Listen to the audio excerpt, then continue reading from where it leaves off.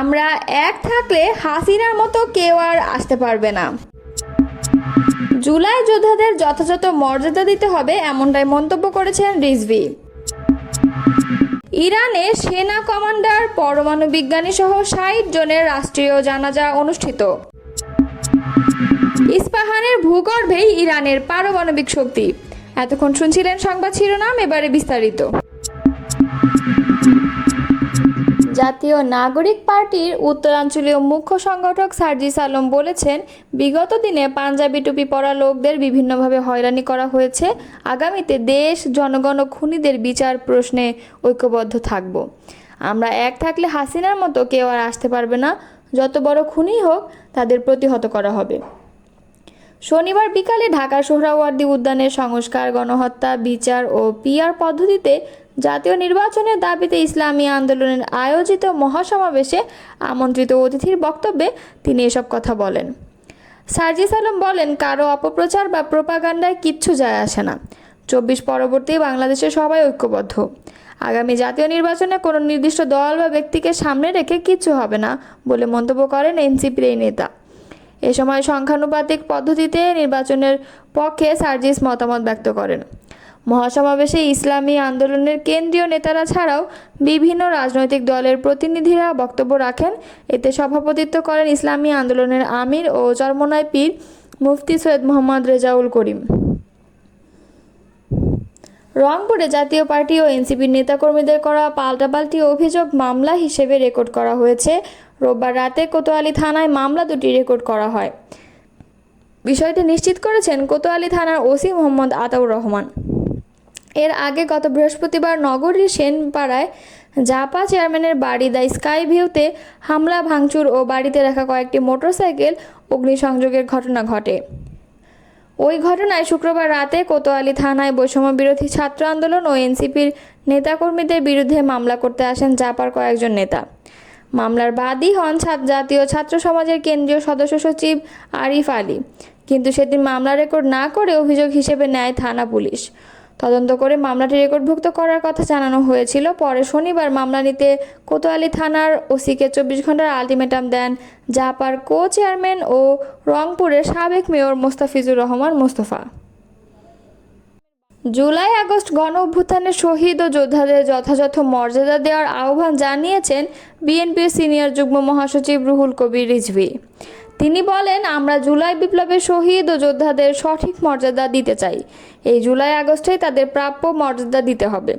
শনিবার দুপুরে রাজধানীর শেরেবাংলা নগরের বাংলাদেশ চীন মৈত্রী সম্মেলন কেন্দ্রে বিএনপির ঘোষিত মাসব্যাপী কর্মসূচির অংশ হিসেবে গণ অভ্যুত্থান 2024 জাতীয় ঐক্য ও গণতান্ত্রিক অভিযাত্রা শীর্ষক আলোচনা সভার ভেন্যু পরিদর্শন শেষে এসব কথা বলেন তিনি। জুলাই আগস্ট গণ অভ্যুত্থান শোক ও বিজয়ের বর্ষপূর্তি পালন উপলক্ষে 1 জুলাই সব রাজনৈতিক দলের অংশগ্রহণে সভা অনুষ্ঠিত হবে। অনুষ্ঠানে লন্ডন থেকে ভার্চুয়ালি যুক্ত হবেন বিএনপির ভারপ্রাপ্ত চেয়ারম্যান তারেক রহমান। অনুষ্ঠানে শহীদ পরিবারের সদস্যদের সম্মান জানানো হবে। রুহুল কবির রিজভী বলেন, আমরা 1 জুলাইকে কেন্দ্র করে 36 দিন ব্যাপী কর্মসূচি ঘোষণা করেছি। আমরা যথাযথভাবে কর্মসূচি পালন করতে চাই। যাদের সন্তানেরা গণতন্ত্র ফেরানোর জন্য দুনিয়া থেকে চলে গেছেন, তাদেরকে বিশেষ সম্মান জানাতে হবে। সেই প্রত্যয় নিয়ে আমাদের দলের ভারপ্রাপ্ত চেয়ারম্যান তারেক রহমান জুলাই আন্দোলনে সারা দেশের মানুষকে উদ্বুদ্ধ করেছিলেন। রিজভী বলেন, আমি জুলাই আগস্ট গণ অভ্যুত্থান দিবস পালনের লক্ষ্যে প্রথম কর্মসূচি পালনের জন্য ভেন্যু পরিদর্শন করেছি, যাতে অনুষ্ঠান ভাবগাম্ভীর্য সহকারে পালন করতে পারি। অতিথিরা ও শহীদ পরিবারের সদস্যরা যাতে সুন্দরভাবে বসতে পারেন, অনুষ্ঠান যাতে সার্থক হয়। জাতির অনেক অর্জনের মধ্যে জুলাই বিপ্লব একটি অর্জন উল্লেখ করে রিজভী বলেন, আমরা প্রথম বর্ষপূর্তি পালন করতে যাচ্ছি। আমরা এমন একটি ভবিষ্যৎ বাংলাদেশ গড়ার স্বপ্ন দেখি, যে স্বপ্ন সাধারণ মানুষ দেখে।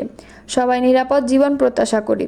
তিনি বলেন, আমাদের অর্থনৈতিক ও সামাজিক সংকট রয়েছে, মব কালচার আছে, এসব থেকে মুক্ত হতে হবে। গণতন্ত্র নিশ্চিত করতে হবে। গত বছরেও আমাদের প্রবৃদ্ধি ছিল 4.2, এবার সেটি হয়েছে 3.9। আমরা সরকারকে সেটি দেখার জন্য বলবো। আমরা তো সমালোচনা করবই, অবশ্যই যৌক্তিক সময়ের মধ্যে নির্বাচন দিতে হবে। প্রত্যাশা করি নির্বাচন কমিশন দ্রুত একটি নির্বাচনের তারিখ ঘোষণা করবে।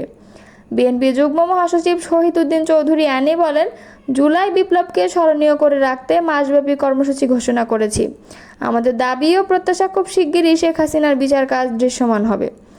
জনগণের ভোটে সরকার নির্বাচিত হবে বলে উল্লেখ করে অ্যানি বলেন, আমরা বিশ্বাস করি এই নির্বাচনে জনগণের দল হিসেবে বাংলাদেশ জাতীয়তাবাদী দল জয়লাভ করবে এবং জনগণের সরকারের প্রতিনিধিত্ব করবে।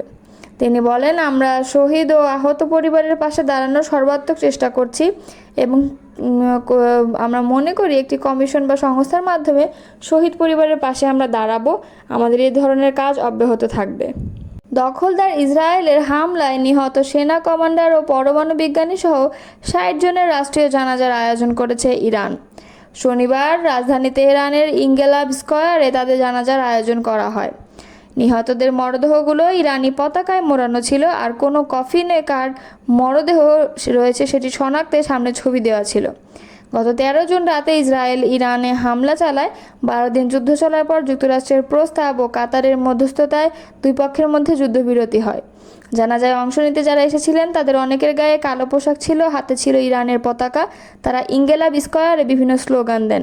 এই গণজানাজায় অংশ নিতে সবাইকে উদ্বুদ্ধ করে দেশটির সরকার। সেখানে আসতে মেট্রো বাসের ভাড়া আজকের জন্য মওকুফ করা হয়। এছাড়া বন্ধ রাখা হয় অফিস আদালত। ইরানের সশস্ত্র বাহিনীর সাবেক প্রধান মোহাম্মদ বাঘারির জানাজাও আজ হয়েছে। তিনি দেশটির সর্বোচ্চ সামরিক কমান্ডার ছিলেন। ইসরায়েলি হামলায় তার সঙ্গে তার স্ত্রী ও মেয়েও নিহত হয়। এদিকে ইরানের সরকারি তথ্য অনুযায়ী ইসরায়েলের সঙ্গে যুদ্ধে তাদের 627 নাগরিক নিহত হয়েছে। অপরদিকে ইসরায়েল জানিয়েছে ইরানের হামলায় তাদের 28 জন নাগরিক নিহত হয়েছে। ইরান ইসরায়েল উত্তেজনার রেশ কাটতে না কাটতেই আবারও সামনে এলো ইরানের পরমাণু কেন্দ্র। ফোর্দোনায় এবার বিশ্বের নজর ঘুরে পড়েছে মধ্য ইরানের ইস্পাহানে, যার ভূগর্ভে রয়েছে দেশটির বিশাল পারমাণবিক শক্তি। এটি মাটির অনেক নিচে গড়ে তোলা তেহরানের সবচেয়ে গোপন এবং দুর্ভেদ্য পারমাণবিক ঘাঁটি, যেখানে রয়েছে ইরানের সমৃদ্ধ ইউরেনিয়ামের সবচেয়ে বড় মজুদ, যা একটি পারমাণবিক বোমা তৈরির জন্য যথেষ্ট। ওয়াশিংটনের সামরিক ও গোয়েন্দা কর্মকর্তারা দাবি করছেন এই ঘাঁটিতে ইরান তার ইউরেনিয়ামের প্রায় 60% মজুত করে রেখেছে। একই সঙ্গে তারা স্বীকারও করেছেন ইস্পাহান পারমাণবিক স্থাপনায় হামলায় শক্তিশালী বাংকার বাস্টার বোমা ব্যবহার করেনি যুক্তরাষ্ট্র, কারণ এই স্থাপনাটি এতটাই গভীরে যে এই ধরনের বোমাও সেখানে কার্যকর হতো না।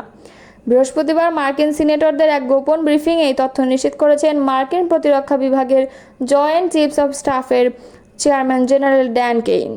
শুক্রবার এই খবর জানিয়েছে মার্কিন সংবাদ মাধ্যম CNN। মার্কিন কর্মকর্তারা বিশ্বাস করেন স্থাপনাটির ভেতরের অংশ, যেখানে ইরানের প্রায় 60% সমৃদ্ধ ইউরেনিয়াম মজুদ রয়েছে, তা এতটাই গভীরে অবস্থিত যে সেগুলো ধ্বংস করা এই বোমার পক্ষে সম্ভব হতো না। যুক্তরাষ্ট্রের B-2 বোমারু বিমান থেকে ফোর্দো ও নাতাঞ্জ স্থাপনার উপর ডজন খানেক বাংকার বাস্টার ফেলা হলেও ইস্পাহানে কেবল সাবমেরিন থেকে ছোড়া টমাহক ক্ষেপণাস্ত্রের মাধ্যমে আঘাত করা হয়েছে। জেনারেল কেইনের পাশাপাশি প্রতিরক্ষা সচিব পিট হেগসেথ, পররাষ্ট্রমন্ত্রী মার্কো রুবিও এবং মার্কিন গোয়েন্দা সংস্থার পরিচালক জন র্যাডক্লিফও এই ব্রিফিংয়ে উপস্থিত ছিলেন।